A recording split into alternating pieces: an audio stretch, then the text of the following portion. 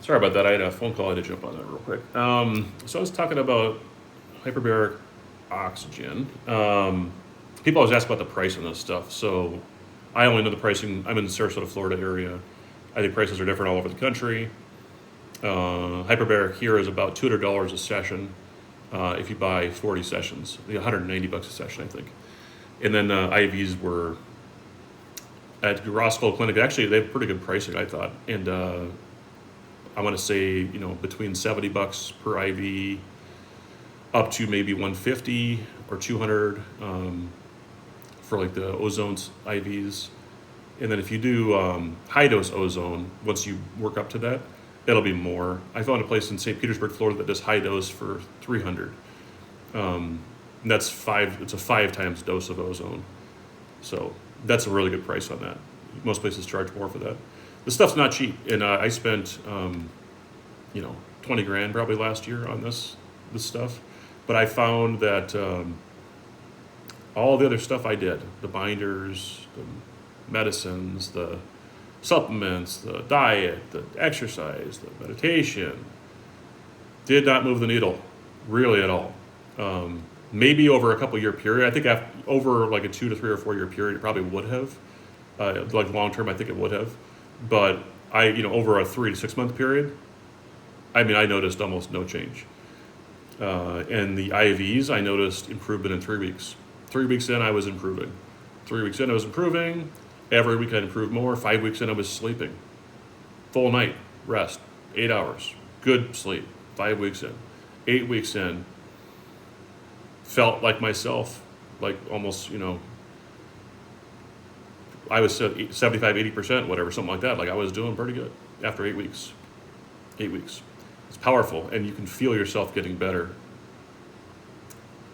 pretty quickly doing that. I did, at least. Everyone's a little different. So, but I talked to a lot of people at that clinic, and they all said the same thing, that it was the best thing they've ever done. So I just think that those are powerful therapies, and depending on how sick you are, you might want to consider a more powerful therapy. And yeah, $15,000 sounds like a lot of money, 20,000. And when I thought about it, I was like, well, geez, how much does my car cost? How much does your car cost? I have a nice car. It's a Tesla, so it's maybe more than most people. But most cars cost $35,000, $40,000. If you drive a truck, it's $60,000, $70,000, $80,000. We don't even think about that kind of stuff. Oh, I need a vehicle, 40 grand. Yeah. Oh, I need to improve my health. $15,000 is too much. It's just a mindset thing, and I had to get over that too. Like it seemed like too much to me until I did it, and I was like, wow, that was a good deal. I got my life back for $15,000. That's a pretty good deal. And I wasted thousands and thousands of dollars in supplements and doctor visits and lab tests that did nothing. So, and I lost 9 months of work. I was basically disabled. Couldn't really work. Couldn't take care of my kids. Couldn't even drive to school. Couldn't pick my kids up from school. I was not useful for much of anything last year. So, yeah. So for me, that was really cheap to get better. $15,000 was very cheap for me. And then now I'm doing this hyperbaric oxygen, which I think was about $7,500 for 40 rounds of it, which also feels expensive.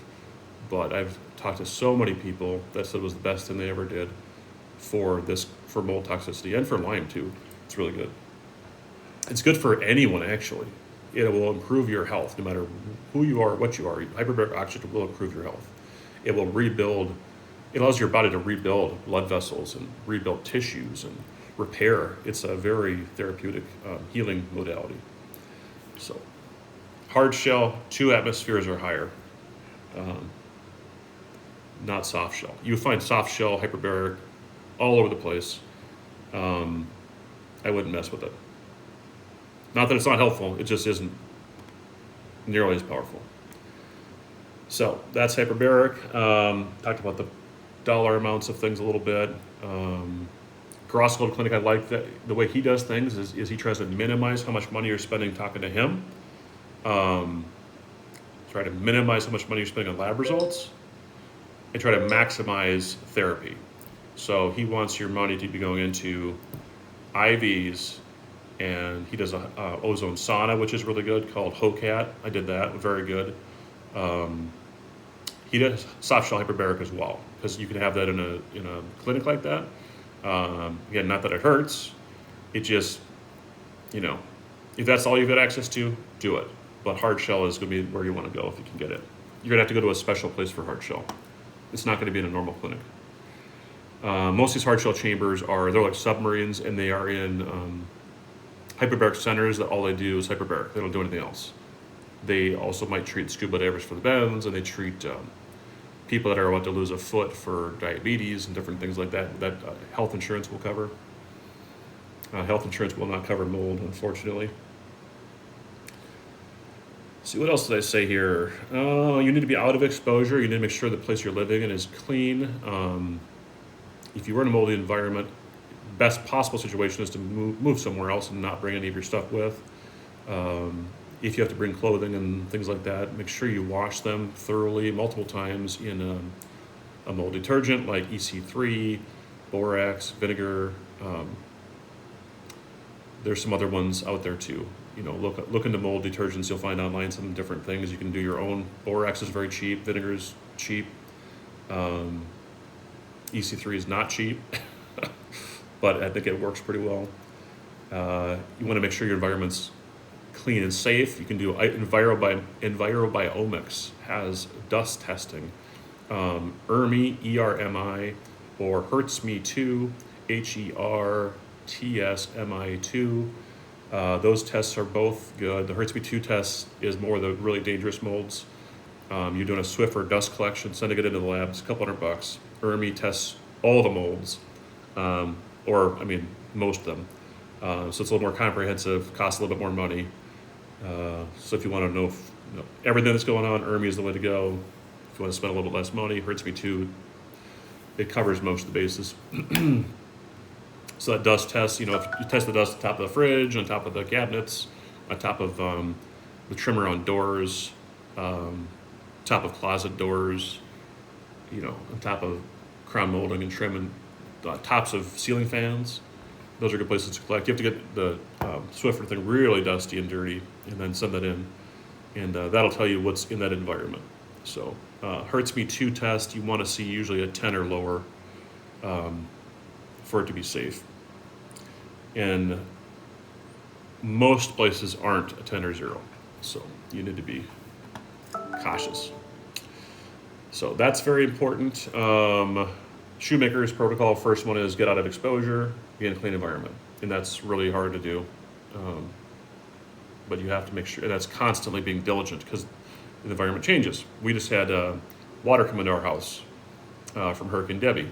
So it's just constant diligence. So, and I can feel that when that happens, so I know what's going on. So that mold inspectors are good. I'm not going to get into all that on this because that's a whole nother ballgame. If you're going to remediate and do mold inspection and remediation, that's very expensive and will make your health stuff look very cheap, honestly. So I might make a different video about that. Most people are better off moving if you can move. We didn't move, so I'm going to move on. So I take Welcol. Welcol is a form of cholestyramine, or another version of cholestyramine. It's in tablet form. It's much easier to take than cholestyramine. It's much cheaper. I pay like $5 a month for it. It's like these 3 tablets, or 2 tablets you take 3 times a day. Take them with food. Some people say take it before food, some take it with food, some take it after food. Take it with fatty food. The fat makes your bile come out, and then the Welcol grabs onto bile with toxic bile and pulls it out of your stool. I would recommend getting on Welcol right away. That's a prescription, so you need to find a doctor that can prescribe it for you. Probably needs to be a mold literate doctor to understand why they're giving you that. And there are doctors that can get that for you. Any MD in the mold space should be able to get that for you. Any MD that's not in the mold space probably will refuse because they don't know what they're doing. Let's see. Other one, okay, so Shoemaker is, Shoemaker I think is the first thing to start with, and then you can move on to other stuff. Step 1, get out of exposure. Ermi hurts me too. Step 2, start binding the biotoxins in your body. All these mold toxins and other toxins that are in your body need to start coming out. So you take Welchol. If you can't tolerate Welchol because you're too toxic, and that can happen, a lot of people have that problem, or you get too constipated from it, there's milder binders like activated charcoal, chlorella, Saccharomyces boulardii, bentonite clay, zeolite clay, and then there's some combination ones that have all of it, like GI Detox Plus is good, and there's others. If you go on Amazon and search like binders, you'll find some others. I found a couple that I like. Codiage is good, they have a good one, but there's other options besides. I think Welchol is probably more powerful. So I try to do both. Welchol you can take with food, the other ones you have to take on an empty stomach, which makes it hard. So I try to do Welchol with meals, and I try to take the other binders like at bedtime or in the morning on an empty stomach. So that way you get kind of both sides of it, because some people will say that Welchol doesn't bind all mycotoxins, it only binds some. I don't know. I believe that from what I've read that Welchol binds the bile itself, which has the toxins in it. So if that's what it's doing, then it should pull out all the toxins. Some people say it's only binding some toxins, like ochratoxin. I don't know. I think it's pretty good stuff. It's very cheap. It's powerful. It's very easy to take, and you can take it for the rest of your life probably. So I think it's good to take. That's Welchol. So exposure, get out of exposure, get on binders. That's step 2. Step 3, Marcons. Marcons is a staph infection in your nose. If you've been exposed to mold and you're sick, you almost guaranteed have Marcons in your nose, sinuses. It's a staph infection. It's multi-antibiotic resistant coagulase negative staphylococci infection. It's colonization, actually. It's not an infection. It's colonization, which means it's in your sinuses, but it's behind a layer of biofilm, so your body doesn't see it. An infection means your body can see it, and your body can attack it with the immune system. So you'll get fever, and your white blood cells will go up, and all these things will happen because your body will start doing something about it. So if you actually had a sinus infection, your body would be able to do something about it. Your body cannot attack this because it's behind a layer of biofilm. So your body doesn't even really know it's there. But it drips poisons into your sinuses and into your brain directly, actually, which I have felt. You'll feel it actually when you start killing it. You'll actually feel it up here is where I feel, and you'll feel like you won't be able to think. You'll get brain fog. You'll be like, I get vision problems. You can feel how it affects you when you start killing it. So, Marcon. So there's a company called Microbiology DX. I think they're out of the Northeast. They have an inexpensive test where you swab your nose, and you send it into their lab. You can order it directly. You don't need a doctor. This is super simple. And it's not like the COVID test where you're going up in your brain. It's like just kind of the end of your nose, the last inch or so. So it's not bad. You swab your nose, do both sides, do it for a minute or two, throw it in the package, send it back. Make sure you mark that you want the Marcon's test and you want the mold and yeast culture. So it's like another $100 for that. And it takes another 30 days. Do it, because it's like $185 for all of it, or like $90 for just Marcon. Just do all of it. So you'll get the Marcon's result after a couple of weeks, and then the mold result will be like another month later. So it'll give you some confidence as to what's actually going on in your nose. So I did that. Just recently I did it again, and didn't show any mold. And of course it's just this part, so there might still be mold up here. So it's not conclusive, but didn't show mold or yeast, nothing cultured. But Marcon's it showed heavy Marcon's. This was like a month and a half ago. And it also tells you the biofilm on it, how strong the biofilm is, and then also tells you what antibiotics are effective on what they found in your nose. So it'll give you a list of antibiotics and which ones it's resistant to and which ones it's not resistant to, which is helpful, maybe. I mean, I don't know. I actually am a proponent of. I did BEG spray, which is the main thing for Marcons. It didn't work for me, and I don't think it's very good. The spray bottle doesn't work that well. It's expensive. It's hard to get. The prescription, all this stuff. It's not. I don't think it's the way to go. I am doing Xlear xylitol spray, the original one. ACS silver spray or Argentin 23 silver is good. And then I made an essential oil spray from Dr. Jill Krista's book. She has a video on YouTube about it. Make an essential oil spray, I use that. And then I also got Formula 1 NSB spray, which is an essential oil type of a spray that PD Labs makes. PD Labs is a pharmacy online. And anyway, so what I've read in the last few months is that this Formula 1 NSB is very effective. This Xlear is very effective over a long period of time, and silver is effective over a long period of time. And this is a long game. Marcons is a long game. A lot of people have it takes months and months or over a year to get rid of it. So it's not like a 30-day spray of BEG is going to take care of it. At least it didn't for me. So the cool thing about Xlear and silver is they're on Amazon, and you can get 4 packs of them for cheap. And you can just keep getting it. Just keep getting it. Just get a 4-pack, $15 a bottle. That's okay. The PD Lab stuff, it's expensive. $180 a bottle. I think that one bottle lasted me a couple months, so it's not just a 1-month supply. Definitely more expensive. I'm doing it because I think it's more powerful. I don't know if you have to do it. I think you could do your own essential oil spray, and that might be just as good. So, I don't know. So those are the 4 sprays I'm using. I've also done nebulizers, atomizers, BEG spray, ketoconazole spray, amphotericin spray. I mean, I did all that stuff, and I don't know.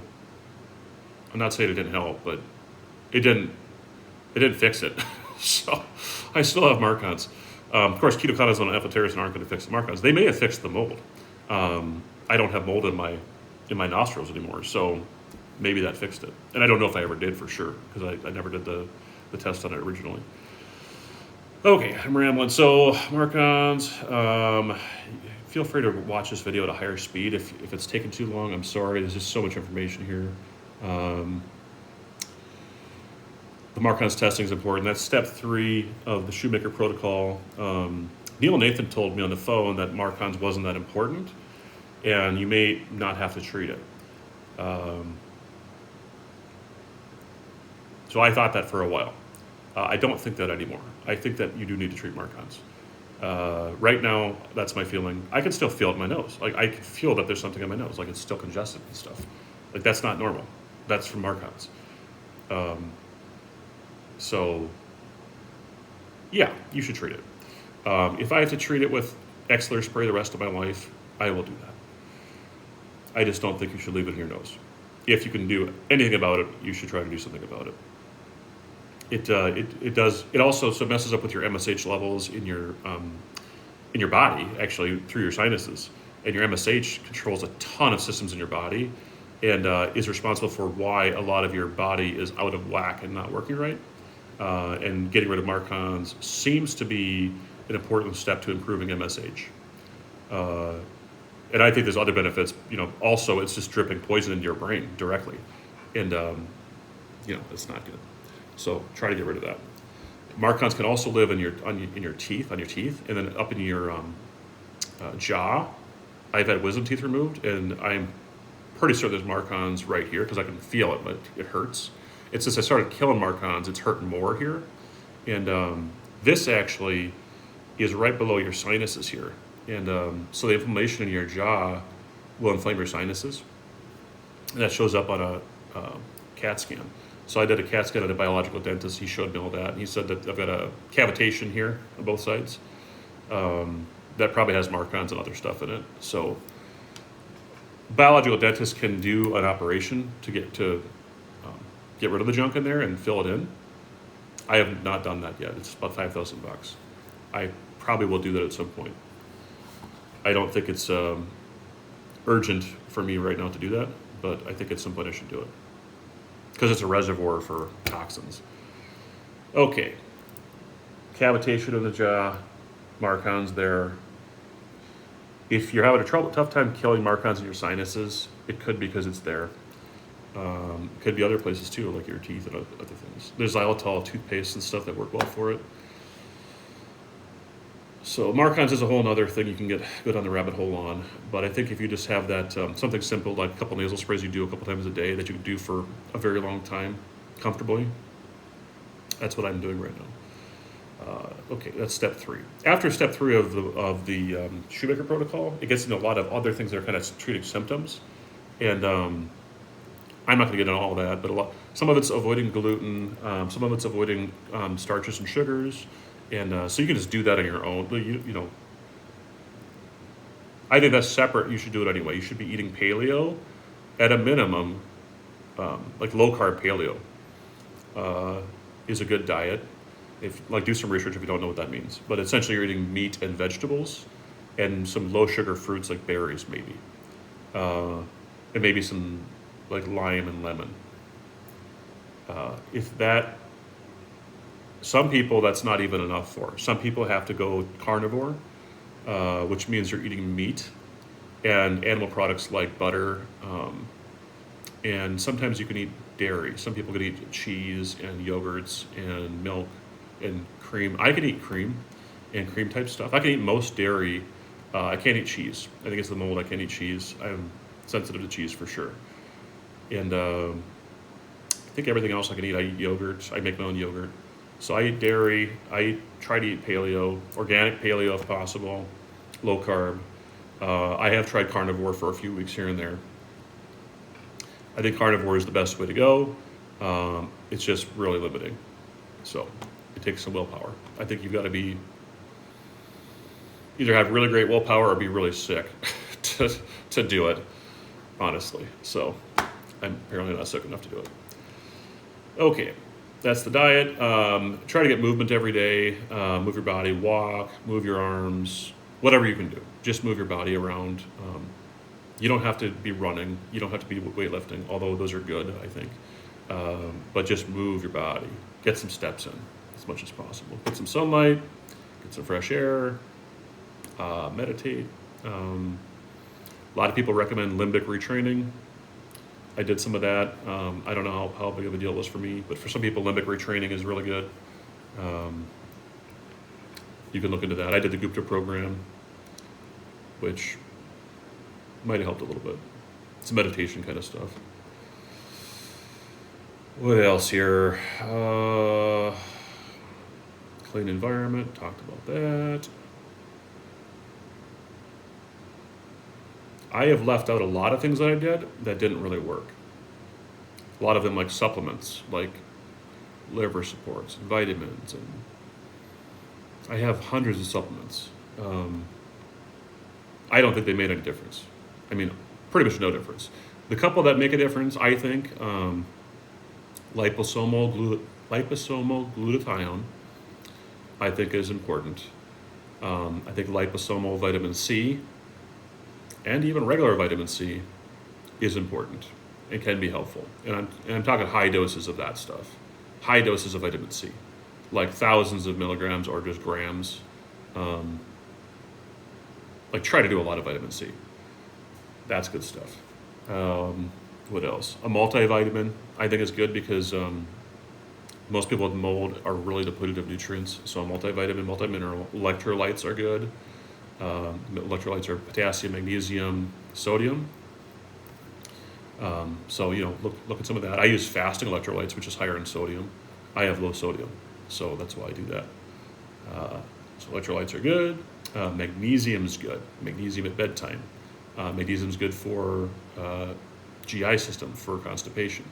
If you have any constipation, magnesium's the best way to address it. So magnesium citrate. I like the pills the best. The powder is gross, I think. So I do the pills. Magnesium citrate's good. Magnesium glycinate seems to work too. I'm using citrate currently at bedtime. Helps you with sleep too. Okay, so multivitamin, magnesium, glutathione, fish oil, a tablespoon of fish oil every day. There's a certain ratio of DHA and EPA you're supposed to shoot for, but I found this stuff on Amazon, like Carlson and Nordic Naturals, has the right ratio.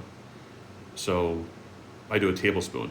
Their serving size says teaspoon. I do a tablespoon, which is 3 teaspoons every day. And then I do a teaspoon of phosphatidylcholine from Body Bio.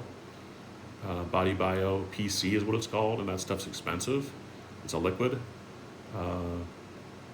If you can't do the IVs, I would do that.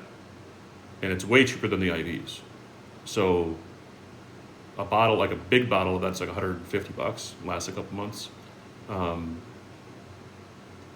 But you'll have it every day for 2 months for $150. One IV of that might cost you $150. So the IV is way more powerful. I mean, one dose of an IV is powerful, but taking it every day for 2 months is also powerful. And then liposomal glutathione.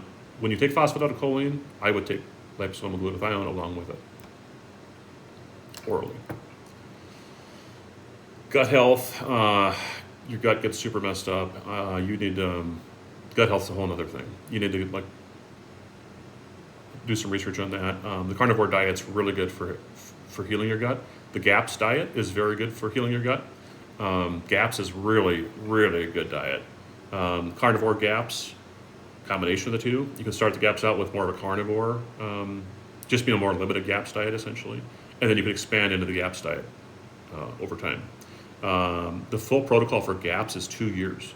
So if you really, and GAPS is meant to fix a lot of mental health issues. GAPS stands for Gut and Psychology Syndrome. So it's essentially how is your gut affecting your brain and your anxiety, your mental health stuff, all these things are from your gut. And GAPS is really, it's an anti-inflammatory. You avoid foods that are going to cause problems with your gut and with your body. And again, it's not an easy diet to follow, but if you're sick, it's very powerful. A lot of bone broth and meat broth on GAPS. And I've made both of those myself. The meat broth, bone broth is more powerful, but it's also harder to tolerate. It's got a ton of histamine in it. So if you can tolerate bone broth, you're probably not that sick, maybe. At least the bone broth you're making yourself. The bone broth from the store I can tolerate just fine. The bone broth that you make on the GAPS recipe has very high histamine, and I had a hard time tolerating it. So the meat broth is much more tolerable, has maybe a third of the nutrition of the bone broth, but it's just way easier to tolerate, and you could do it you could use it all the time. And I think because of that, it's probably more powerful. The bone broth, you've got to your body has to be at a point with histamine levels and stuff that you can handle that. And I think the GAPS diet doesn't really tell you to do bone broth until later on in the program, until you've healed your gut to a certain level. So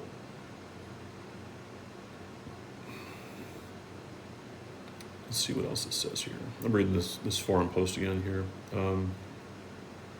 He asked about doing the urine mycotoxin test from Real Time Labs. Real Time Labs is the one I use, and I'm using it to track my levels and improve over time. But I told him, it's expensive and you don't need it because based on your symptoms and what you know, this is mold. But if you want the confirmation, it's a good way to get confirmation. There's also blood tests, the CIRS blood panel. The tests on that are like MMP9, MSH, VEGF, C3A, C4A, TGF-beta1, leptin sometimes is on there. And sometimes insurance might cover some of those because they're blood tests if you get a doctor to order them. If insurance doesn't cover it, it's going to be just as expensive as the urine test. So I don't know what the cheapest way to confirm this is without spending $500. I don't know. Is there some cheaper way to do it? I haven't found it. So I did both. I did the blood test and I did the urine test, both. I think you could confirm it through symptoms, honestly, and through your environment. And just make some assumptions, start treating it and see if you feel differently, If if you start treating it and you start feeling differently, okay, well,